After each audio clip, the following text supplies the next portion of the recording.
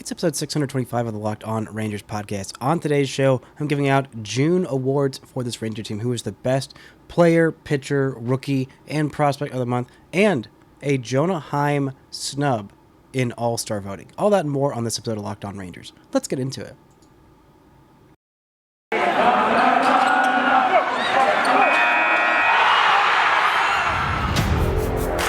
You are Locked On Rangers, your daily Texas Rangers podcast. Part of the Locked On Podcast Network, your team every day.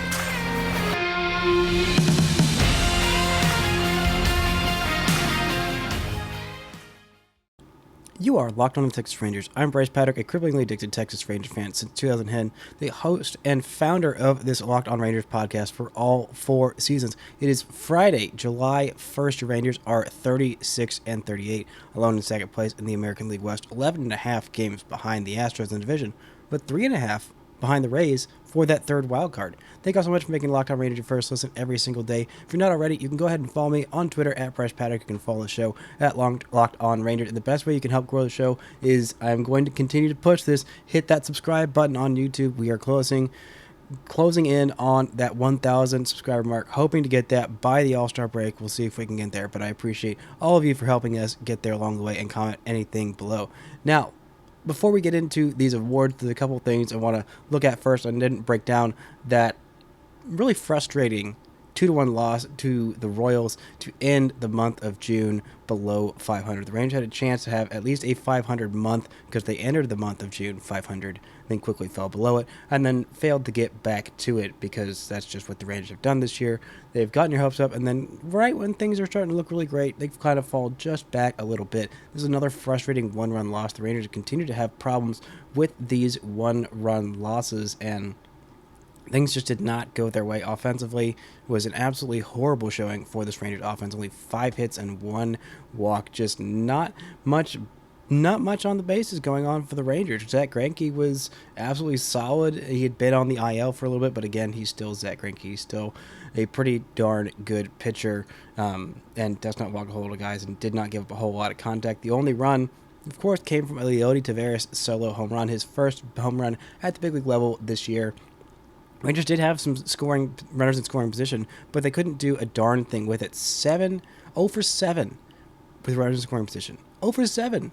They only had 5 hits, but they still had plenty of opportunities with those guys in scoring position. That part of that was because of a Marcus Semien double and Adolis Garcia double, their 13th and 15th doubles of the season, respectively, but just not a whole lot going on. Also, just an overall great game for Leody Taveras.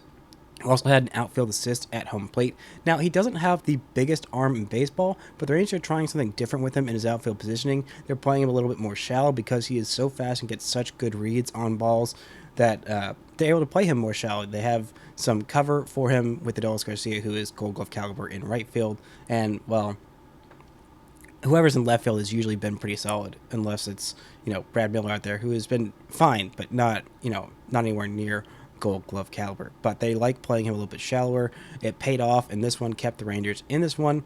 It was a great game from Dane Dunning, who continues to be plagued on the road with road losses. He's 1-6 on the year. Not that I care about record, but that just kind of shows you how dumb pitcher record is. He has a 4.09 ERA on the season. He's been very, very solid for the Rangers in that number 3 spot in the rotation.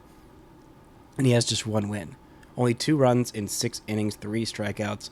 Just solid work from him again, and the Rangers just could not give him the run support that he needed. He is still yet to get his first winning decision on the road as a Ranger, and that's really partially his fault, partially not his fault. He's been overall a little bit worse on the road, but not anything staggering, not anything where there's no way Rangers can win with him on the road. It's just been kind of a bad luck Chuck kind of a thing, but again, I think that will continue. Will fix itself. By the way, Leody Taveras was also the only one in the Rangers lineup who had a multi-hit game or even reached base multiple times. So, yeah, just something to make of that. Pretty good game from Leody Taveras, but not much doing for everybody else on this team. Just a forgettable loss. The Rangers at least did come out with a series win. Would have been nice to win both of those series. They really should have won the series against the Nationals. If you only take 2 out of 3, that's fine. You're not one of those, top end of baseball teams where you really got to sweep these bottom feeders. Taking 2 out of 3 is fine. That'll work, especially on the road. But it's just frustrating that they were this close to getting a sweep and finishing the month 500 before taking on these Mets that are absolute world beaters right now. And it's going to be a little while before they get their chance to get back to 500. But one more bit of newsy information that came out this week was the first round of All-Star voting. Jonah Heim did not make it to the second round because he wasn't in the top 10. Not in the top 10. Are you freaking kidding me?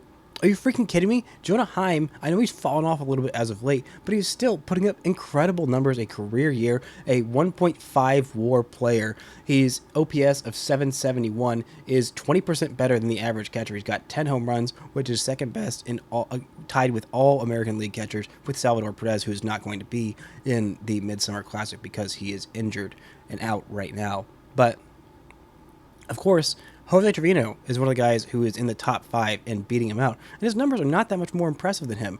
Also, I don't even want to deal with Isaiah Kiner-Falefa's comments talking about Jose Trevino getting screwed, getting absolutely, worked over.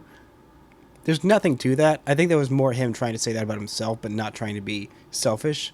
I mean, IKF did kind of get screwed. Jose Trevino most definitely did not. He had every opportunity. Great for him that he is having a career season in New York. Happy for him.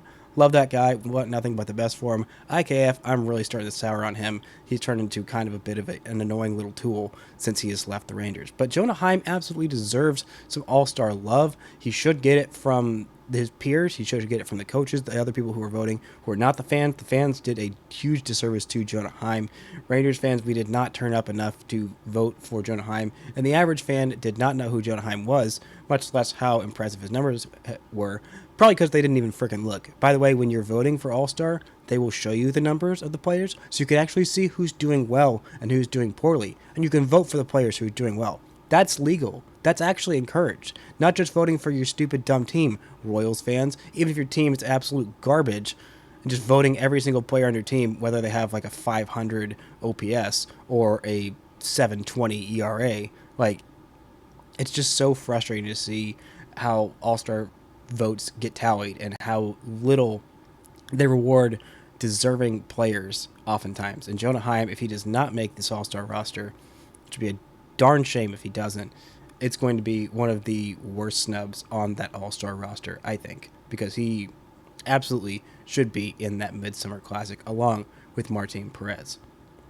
Now, let's take a quick break. When we come back, we're going to look at the month of June, who stood out, who absolutely crushed it, and just some other awards that need to be dealt out for some great performances in the month of June. Before we get to that, this episode is brought to you by LinkedIn. As the sun comes out and small businesses are back in business, LinkedIn Jobs makes it easier to grow your team. LinkedIn Jobs helps you find the people you want to interview faster and for free. Create a free job post in minutes on LinkedIn Jobs to reach your network and beyond to the world's largest professional network of over 810 million people. Simple tools like screening questions make it easy to focus on candidates with just the right skills and experience so you can quickly prioritize who you'd like to interview and hire. It's why small businesses rate LinkedIn Jobs number one in delivering quality hires versus leading competitors. LinkedIn Jobs helps you find the candidates you want to talk to and faster. Do you know that every week, nearly 40 million job seekers visit LinkedIn? Post your job for free at linkedin.com/LockedOnMLB. That's linkedin.com/LockedOnMLB. Terms and conditions apply. Now, let's look at these guys who I think, there's not a whole lot of candidates, but they are very, very strong candidates. I give you 3 candidates for the Rangers Player of the Month in June. We're going position player in this one. We'll also have pitcher and rookie, and we're also going to go prospect because there's one guy that I want to talk about who had a really, really good month of June. Now, there's 3 guys, Adolis Garcia, Nathaniel, Lowe, and Marcus Semien. All these guys had really, really great months of June. They helped carry the Rangers offense. Corey Seager is not in consideration here. He did not have a good month of June. Jonah Heim, for his standards, did not have a great month of June. He was fine, but nothing spectacular. But Adolis, Nathaniel, Lowe, and Marcus Semien all had the best month of the season for themselves in June, and it was absolutely necessary for this Rangers team, who finished just 1 loss. If they just won the last game, they would have finished the month at 500, but they didn't, so they didn't. Whatever. Now, let's look at what Adolis Garcia did in this month of June. 26 games, 112 plate appearances. He had a slash line of 314, 348, 581. That's a 929 OPS for the entire month. 6 stolen bases without getting caught. 7 home runs, which tied him with Nathaniel Lowe and Marcus Semien for the most for the Rangers in the month of June. He also had a triple and 5 doubles, 18 RBI. Absolutely huge for the Rangers in this month of June, providing a walk-off home run in one of those. All of his home runs feel like they're in the clutch with, runners on and in these big spots. I mean, I feel like it was until June, actually, that Adolis Garcia was the only one who would hit a 3-run home run for the Rangers until the month of June. That's absolutely crazy. This guy is electric. He brings so much defense, so much passion, so much personality, but the numbers speak for themselves. He has been absolutely on fire. We've seen what he can do when he gets hot. His OPS in June was 203 points higher than it was in May. He was still pretty solid in May. Was hitting the ball hard. The advanced numbers showed that he was due for a little bit better performance than he'd been doing for the first couple of months. He was hitting the ball as hard as anybody in baseball. Strikeouts got a little bit better. He walked a little bit more. He had 6 walks in the month of June versus 2 in the month of May. Did strike out 28 times, but still some solid work from him. We know he's going to strike out. We know he's not going to walk a huge clip, but still walked enough to keep pitchers honest and keep throwing him some meatballs that he absolutely mashed, and it showed in those numbers. Great defense, great offense, great on the bases, and great in the clubhouse for Adolis Garcia in the month of June. Now, Nathaniel Lowe, a guy I've been a little too hard on lately. I guess not lately, but early in the season. In the month of June, I have been singing his praises because he has absolutely warranted it. In the month of June, he has been the offensive force in the middle of that Rangers lineup, where Adolis Garcia is mostly in the top of the Rangers lineup, as he should be. Now, in the month of June, Nathaniel Lowe has played in 26 games, 107 plate appearances, has 7 home runs to tie him with these other 2 guys. He's got stealing twice, has not stolen a base, but walked 6 times, 29 strikeouts, slash line 307, 348, 564. That's a 910 OPS. Very solid work from him. Does not have a triple, but had 5 doubles. Started smacking those doubles. Started walking at a little bit better of a clip. Was striking out a little bit higher of a rate than he did before in the season, but still it showed because he was swinging hard, swinging for the fences, and he was using that double plus power that I really wanted him to use in the month of June. Absolutely fantastic stuff. He had 1 home run in April and March, 2 home runs in May, and 7 in June. If he can continue that power streak, hopefully he can improve on what was a solid offensive campaign for him last year and become one of the better offensive first basemen in baseball. The Rangers know that he can be that. The Rangers traded for him because they believe that he could be that. He played in 157 games last year at 18 home runs. Right now he's at 10 through 69 games, which is pretty nice. But I would like to see him get to that 20 mark, maybe 25. We'll see. But either way, this month of June was really solid for Nathaniel Lowe. And please, for the love of God, hit him higher in the lineup. Hit him higher in the lineup. He is crushing it right now. He's not going to be this hot forever. Or if he is, that's absolutely fantastic news for the Rangers. But still, hit him high in the lineup, get him more at-bats, and maybe he would have more than 7 home runs and would take the lead on this Rangers team in the month of June. Now, let's look at the final candidate. Had a really strong, incredibly strong start to the month of June. Not quite as strong at the tail end, but still solid numbers throughout. That is Marcus Semien. 26 games in June. A slash line of 287, 331, 519. That's an 849 OPS. Again, tied with 7 home runs, 4 doubles in this one. 6 stolen bases, just 1 caught stealing, 8 walked, and 23 strikeouts. Loved what I saw from him.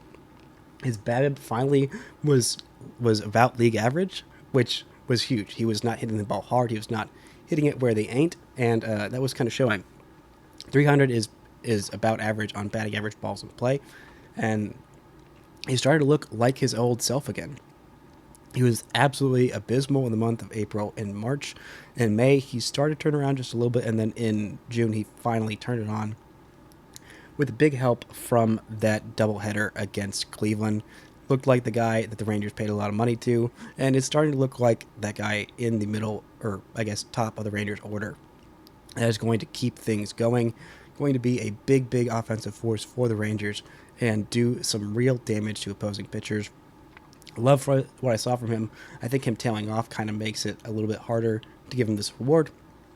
But if it was the first half of June, player of the first half of June, I think it would have to go to Marcus Semien. But right now, because of his defense, because of his timely home runs, I'm going to give it to Adolis Garcia. It was close between him and Nathaniel Lowe, but I got to give it to Adolis. But this was a strong month for all three of them. Be nice to see, Mitch Garver in the hunt for the month of July. Be nice to see Corey Seager get back on the horse. Cole Calhoun get off the dirt, because he has been not super great in the month of June. He's starting to figure it out towards the end, but there was a pretty long slump after that wicked hot streak of like 3 weeks in the month of May where he just could not stop mashing homers. I'd like to see him get back to that. Doesn't have to hit have an OPS of like 900 for the whole season. Just get back to being like an average major league hitter. Stopping the very, very big, long, prolonged slumps. Now, we're going to take a quick break. When we come back, we're going to look at the pitcher of the month, the rookie of the month, and a guy who I think deserves some notification or some notoriety, whatever, in the prospect of the month of June. First, this episode is brought to you by the Sports Card Investor app. Now, if you're looking for, if you're a casual card collector, if you're looking for exciting alternative investment opportunities, the free Sports Card Investor app has something for you. There's breakout stars and prospects debuting. Check the value or find good deals on their first cards. Nostalgia and old players, go back in time. There's so many old favorite cards, and see what those are worth today. If you're interested in getting into sports cards, you can find some great deals on your favorite players. There's all kinds of different things that you can go look at. Personally, I would love to get myself a Joey Gallo card. I need to download this app and go see how expensive they are. Maybe I'll wait until he comes back to the Rangers to go get his card, but still, there's all kinds of different cards you can go get. Check out the value of ones in old shoeboxes, whatever. This is a great, great tool for all of the sports card lovers. Download the Sports Card Investor app today. Available for free in the Google Play and Apple App Stores, or go to sportscardinvestor.com/lockedon. This episode is also brought to you by BetOnline.net. BetOnline.net is your number one source for all of your sports betting odds and info. Find the latest sports developments, league news, league reviews, and news, including this year's Major League Baseball season. All kinds of great stuff there. BetOnline is your continued source for all of your sports wagering information, including live betting, esports, and scores. It's the best spot for all of your sports scores, podcasts, and news this season. It's the fastest and easiest way to check out all your favorite sports and events.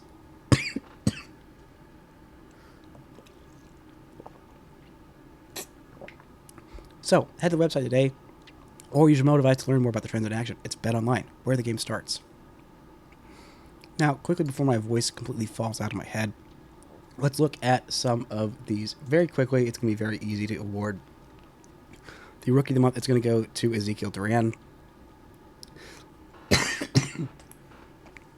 He played in all of his games in the month of June, 16 games, 64 plate appearances, 258, 281, 435. That's a 717 OPS. Pair of homers, including a 3-run triple that was a huge, huge game-winning 3-run triple, and 3 doubles as well for him, 2 stolen bases and 1 caught stealing.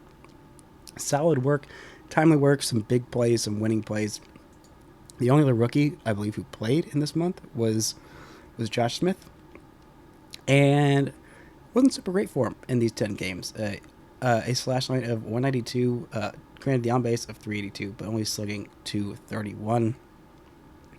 Not the best for him, but the Rangers felt confident in keeping him up because he's a little bit more advanced, has some AAA at-bats in him, more so than Ezekiel Duran does, and he's going to learn some outfield down there in AAA. Solid month for Ezekiel Duran. Deserves the June Rangers Rookie of the Year award. Now, let's look at the pitchers. I got 3 candidates, and only one of them is a slam dunk winner. Brock Burke has been pretty solid for the month of June. Not his usual perfect self, a 150 ERA, which I think is a little bit higher than his season ERA. But still, Really solid in 8 games, 12 innings, 9 strikeouts for him. Solid work from him. But Jon Gray has got to be the guy. He was nails in the vast majority of his starts for the Rangers.